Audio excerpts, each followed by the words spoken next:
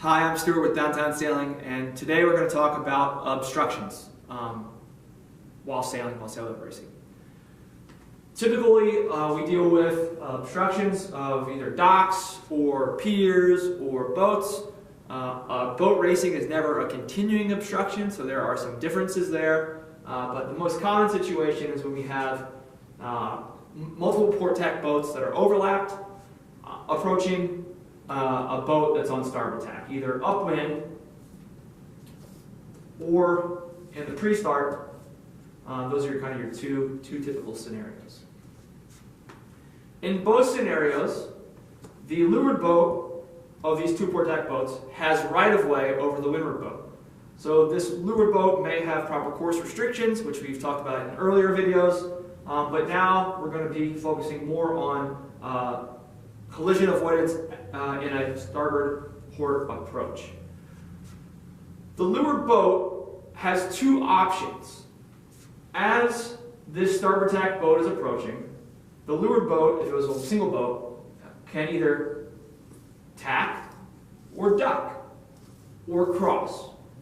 But in this instance, we're going to be looking at either do you duck or do you tack. We have a collision course happening. This boat, port tack boat, has to keep clear of the starboard boat, so it's going to either tack or duck. When you introduce a second boat, this leeward boat has to pass on information to this windward boat if it wants to tack. And a very simple thing, you say room to tack, and this windward boat would either tack or would say, maybe it's further ahead, would say you tack. All right, so that's how that would work. So this boat either says, leeward boat says room to tack, this boat says either you tack or just goes ahead and tacks. Really simple. And in the old rules, there was a hail with kind of a hand signal, which some people still honor. It's a good way to kind of communicate there.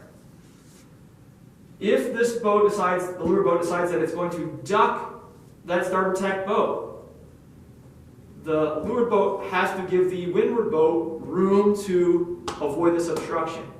So this leeward boat is going to have to bear away enough for the windward boat to keep clear of the passing starboard tack boat.